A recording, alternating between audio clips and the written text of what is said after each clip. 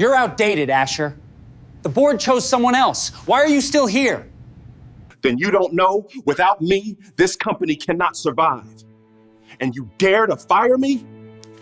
Her voice hit me before I even registered she was speaking to me. One clean strike, delivered without hesitation in front of 40 people. You're outdated. Asher, the board chose someone else for the vice president role. The room didn't gasp, it didn't shift. It froze as if everyone had silently agreed that the safest place to stand was anywhere but beside me. For a second, I wasn't sure if the ringing in my ears came from the fluorescent lights or the way my 27 years collapsed into a single sentence.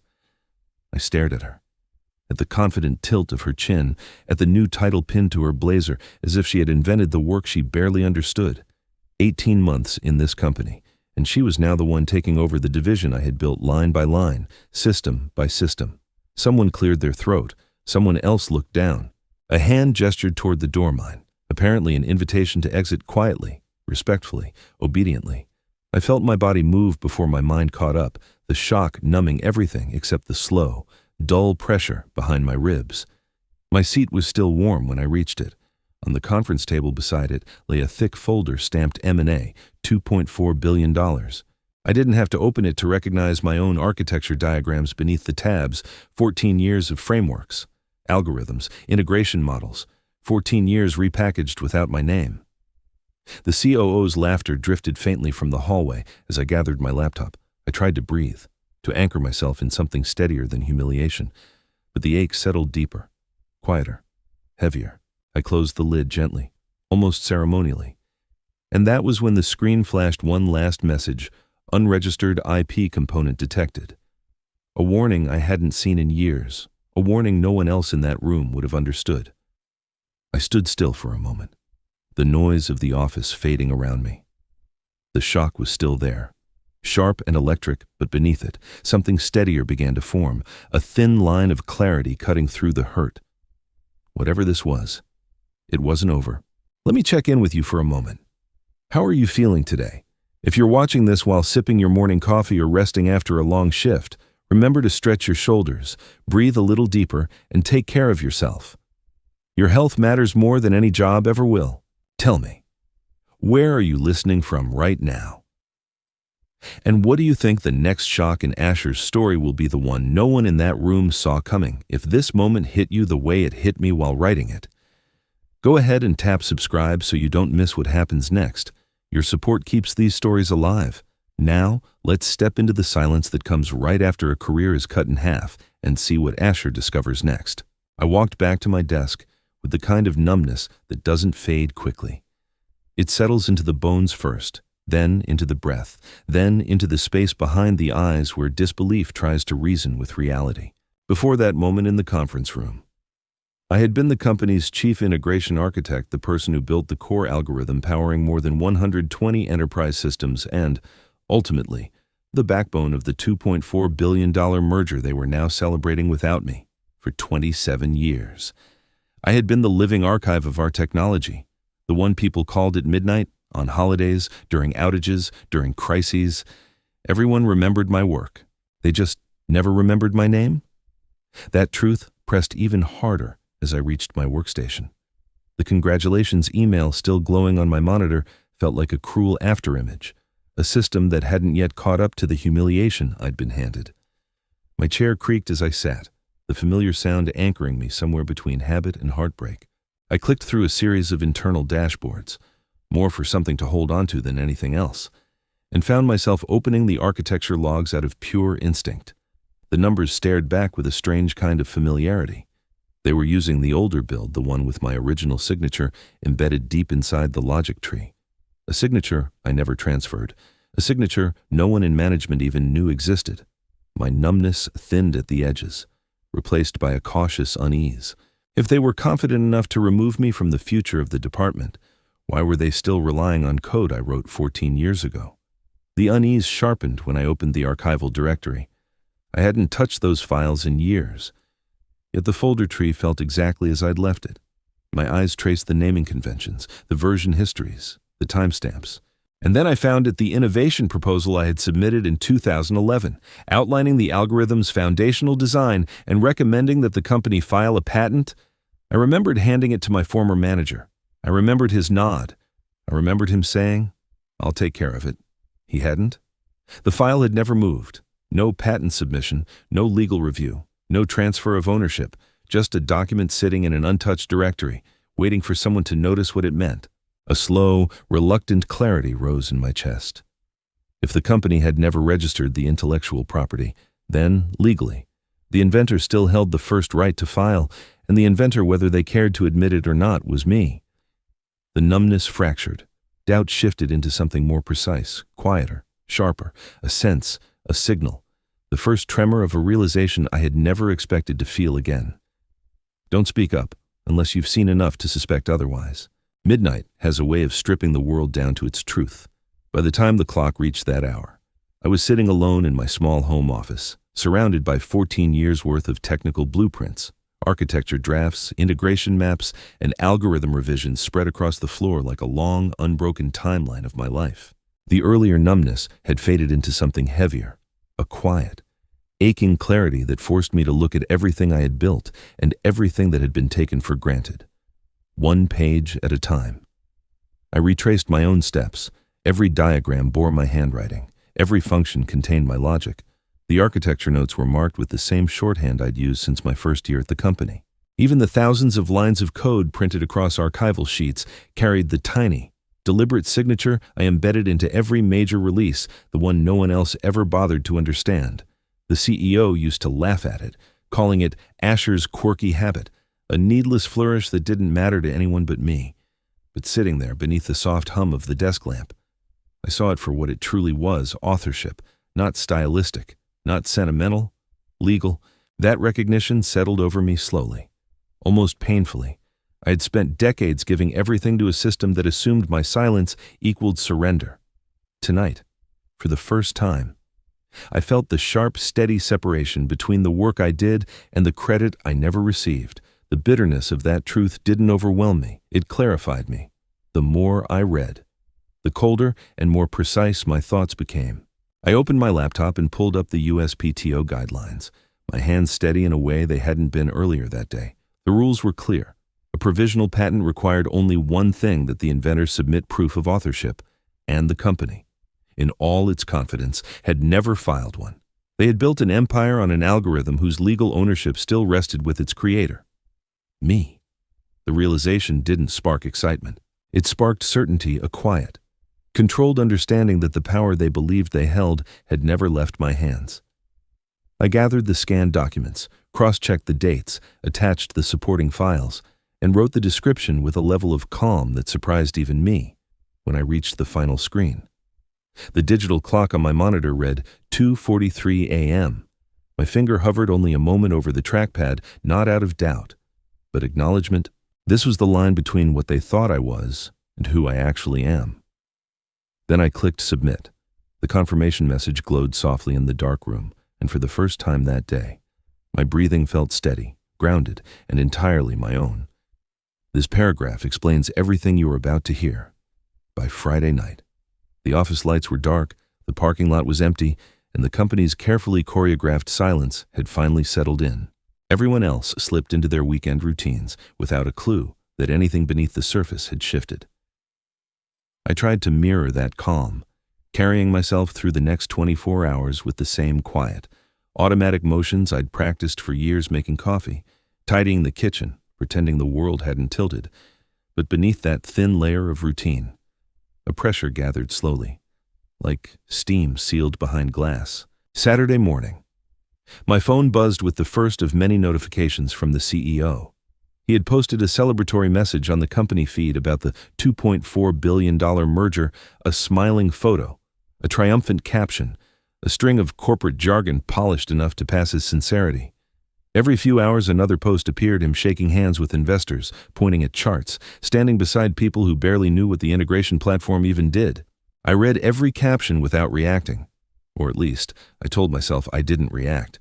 What I truly felt was harder to name, not anger, not regret, but a quiet tension coiling itself into something sharper, The same man who said I was outdated was now celebrating a future built on the system he still didn't understand. When the thought tightened too much, I opened my laptop and signed into the USPTO portal.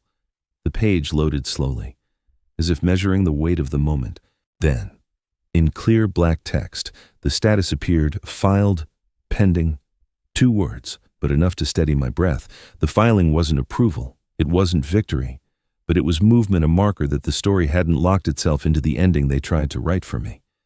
The weekend air outside was still and cool, the kind that usually cleared my head. This time it only sharpened it. I spent the afternoon reviewing old notes, cross-checking timestamps, tracing the development lineage of the architecture they now depended on.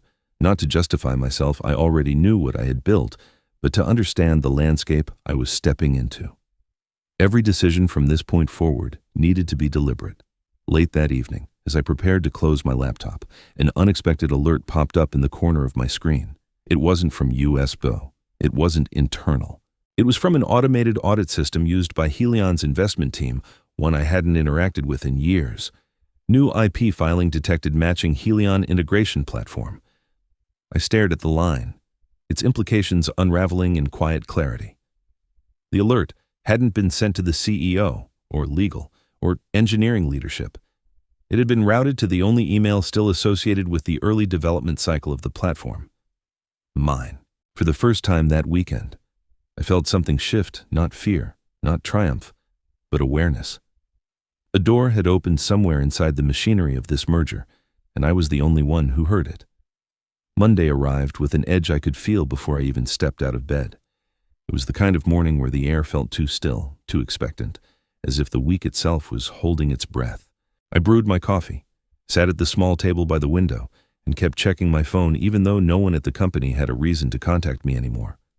Still, something inside me sensed movement, subtle, quiet, but coming. At 8:23, the first sign appeared. A message from a former colleague in legal. "Did you see this?" That was all she wrote, but the attached screenshot made the rest clear. The investor audit team had sent over their standard pre-merger compliance report, and for the first time in the company's history, legal was staring at an inventor disclosure that didn't match the internal narrative. My name was printed in bold, Inventor Asher Lane. I set the mug down carefully, as if any sudden motion might break the moment. The tension didn't hit me all at once. It seeped in slowly, widening like a spreading stain beneath the surface. I could picture the legal team passing the report around, whispering, recalculating timelines, trying to understand how a name that had never once appeared in management briefings had suddenly become a legal hinge point for a multi-billion-dollar deal. By 9 o'clock, the ripples had reached the executive floor. Another screenshot arrived, this time from someone in finance who had never messaged me directly before. The CEO, usually loud and theatrical in meetings, was standing completely still, staring at the compliance summary projected on the wall. The timestamp on the provisional patent filing was right there beneath my name. 2:43 a.m., filed before the public announcement of the merger, filed before their internal reorganization, filed before they publicly declared the technology fully owned. And then came the line that rippled through the building with the speed of an electrical fault. Transaction, freeze, unresolved ownership dispute. Legal system had flagged it automatically. No human intervention, no argument, just the cold weight of compliance stopping a $2.4 billion transaction in its tracks. I imagined the boardroom going silent, not with the performative quiet that followed my dismissal, but with the unmistakable dread that accompanies a structural crack no one noticed until too late. The kind of crack that doesn't stay small. A third message arrived. He didn't know. The CEO had no idea you filed. I didn't smile. I didn't react. I only let the truth settle. Heavy and precise, they had cut me out of the future they were building. But they had done it while still standing on the foundation I wrote. By late morning, the tension had spread everywhere. Frantic emails, canceled meetings, whispered conversations bleeding through walls. The cracks they created on Friday had widened. And now the whole structure was beginning to groan under its own weight, and I was no longer numb enough to ignore the sound. If you watch until the end, you will understand what everyone else missed. By Tuesday morning, the air inside the company felt different, colder. As if someone had opened a window no one could close again. I wasn't there physically, but the messages coming to my phone painted the atmosphere with chilling clarity. The first note arrived at 7:42. Investors canceled every meeting today. All of them. No explanation, no rescheduling, just an abrupt vanishing of the very people they had spent months trying to impress. The silence that followed wasn't calm. It was the kind that carries weight, pressing down on every hallway, every desk, every whispered conversation. By 8:30, Audit had summoned the CEO for an immediate briefing. The screenshot sent to me blurry, likely taken out of sight, showed him sitting stiffly at the head of the table while the lead auditor projected the compliance issue on the screen. My name, the filing timestamp, and the highlighted phrase, unreported inventor of core IP. They asked him the question no executive wants to hear. Why was the inventor not disclosed in the merger documentation? He didn't have an answer, or at least not one that could withstand the legal team's stare. The pressure built quickly from there. By mid-morning, internal channels were buzzing with rumors. The deal might be on hold. Someone messed up the ownership filings. There's a dispute over the core technology. No one said my name directly, but the shape of the story was unmistakable. What struck me most as I read through the updates was how swiftly the confidence of Friday had collapsed. The same leaders who'd posted celebratory photos were now hiding behind closed doors, scrambling to piece together a narrative that could survive investor scrutiny. But ownership law doesn't bend for convenience, and the provisional patent filing had already triggered the one mechanism they feared most. By noon, the entire transaction was effectively frozen. A fourth message came through, this one from someone close to the boardroom door. She typed slowly, as if afraid the words themselves carried risk. Senior counsel just pulled the CEO aside. I waited, heartbeat steady but heavy, until the next line appeared. If he holds priority rights, we could owe damages, significant damages. I pictured the moment clearly, the lawyer leaning in, speaking low enough that only he could hear, delivering the kind of information that drains the color from a person's face. And apparently, it did. The reply followed quickly. He went pale, completely pale, for a long moment. I sat back in my chair, letting the meaning settle. This wasn't triumph, it wasn't vindication, it was simply the system doing what it was designed to do, acknowledging the truth they had ignored. The freeze wasn't mine to enforce, it was theirs to reckon with, and the weight of it was only beginning to fall.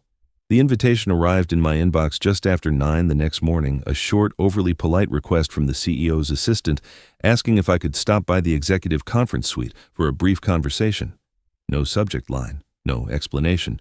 Just the kind of message sent when someone is trying very hard to pretend they still control the situation. I read it twice, not because I was uncertain, but because I wanted to absorb the subtle shift in tone. Last week, they dismissed me without hesitation.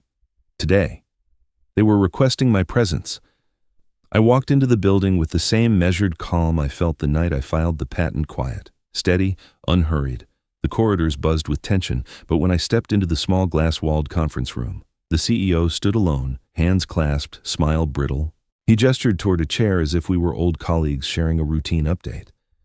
The performance was almost impressive. "Asher," he began, voice warm in a way it had never been during the 27 years I worked under him. "I just wanted to clear the air. Understand your perspective. Why did you file a patent, especially right before the merger announcement?" He tried to sound curious, but the strained tugging at the corners of his mouth told the real story. This wasn't curiosity. It was damage control. I sat carefully, laying the folder I'd brought onto the table with deliberate precision. No raised voice, no visible anger, just stillness, cold, controlled, unmistakably mine. "You're asking the wrong question," I said quietly. His brow tightened. "Then what's the right one?" I opened the folder and slid a printed packet across the table, patent priority and disclosure requirements. The exact legal framework he should have reviewed years ago. He didn't touch it at first, just stared at the title as if it carried weight he wasn't ready to lift. "I didn't file anything to sabotage your merger." I continued, "I filed because the intellectual property was never registered, not in 2011, not ever. The law required action long before today." He swallowed hard, finally pulling the pages toward him. His eyes skimmed the first lines, widening almost imperceptibly. The silence stretched between us, not the comfortable kind, but the kind that reveals which person in the room still holds steady. I leaned back slightly. letting the truth land where it needed to. "I didn't ruin your deal," I said. "I did what you should have done 14 years ago." His face drained, the practiced friendliness collapsing under the weight of understanding. The room felt smaller, suddenly, not because I had risen in power, but because he had finally realized how little power he'd ever had over the work I created. For the first time. He looked at me, not as an employee, but as the one person in the building he could no longer command. I didn't need to be inside the building to feel the panic spreading through it. By late afternoon, whispers had already leaked out the board had called an emergency session. Not a scheduled review, not a strategic alignment meeting, an emergency. The kind that makes senior executives jog down hallways they usually glide through. The kind that pulls directors out of flights and vacations. The kind that signals something foundational has cracked wide open. A former colleague texted me from outside the boardroom. "They're furious, really furious." I asked nothing in return. I simply let the message sit there, pulsing like a heartbeat beneath the glass. Inside that room, the CEO stood under a half circle of unforgiving stares. They weren't looking at projections, or growth charts, or synergy models. They were looking at the one question that no one had prepared him to answer. "Why did you fail to disclose the actual inventor of the core technology at first?" He tried to recover his footing, blaming oversight, outdated documentation, the transition of managers over the years. But the board members weren't interested in excuses. They wanted clarity. They wanted accountability. And most of all, they wanted to know how a $2.4 billion transaction had been put at risk because of something as basic and legally mandatory as inventor disclosure. Someone from investor relations confirmed the second blow. Helian's legal team had refused to sign any additional documents until the ownership dispute was resolved. They wouldn't even schedule the next negotiation call. The deal wasn't stalled, it was severed until further notice. The tension in the room shifted from anger to dread. Then came the moment that detonated everything. One of the board members, a meticulous woman known for keeping archives no one else bothered to maintain, opened her laptop and projected an email onto the conference screen.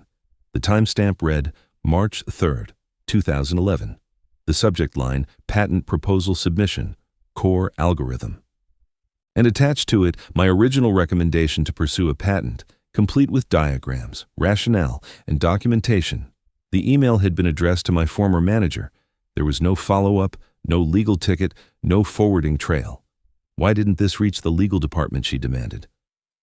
The room went silent as they pieced it together. The manager had either buried it or ignored it, and the CEO had never verified whether the IP was properly secured. 14 years of negligence laid out in a single projected thread. A text buzzed on my phone from the same colleague in the hallway. "He looks terrified. You should have seen his face when they realized the mistake started with them, not you." I set the phone aside, exhaling slowly. Their collapse wasn't dramatic or loud. It was the quiet implosion that happens when the truth finally surfaces and everyone realizes they were standing on the wrong side of it. By the time the board summoned me, the storm inside the company had shifted into something quieter, something heavier. The email they sent was formal, urgent, and markedly different from the dismissive tone they'd used a week earlier. They weren't inviting me back as an employee. They were calling me in as a necessity. And I felt that difference in every step I took down the hallway toward the boardroom. When I entered, the room fell into a strained silence. Directors who had barely acknowledged me in the past now looked at me with a mixture of caution and hope, as if I were both the problem and the solution. The long table was lined with open folders, financial projections, and printed copies of my provisional patent filing my name in bold at the top of each page. "Asher," the chairwoman began, folding her hands neatly. "We appreciate you taking the time to meet with us." Her voice had the softness of someone trying very hard not to appear desperate. I sat down, offering nothing more than a polite nod. The sense of restrained satisfaction of finally being seen without having to raise my voice moved through me like a slow, steady current. I didn't smile. I didn't lean forward. I simply waited. They launched into their proposal reinstatement at a senior leadership level, a vice president title, a significant salary adjustment, and a full benefits package. Then came the central offer, an agreement to transfer ownership of the algorithm to the company, formalizing the rights they had wrongly assumed they already possessed. It was an impressive list on paper, generous, even.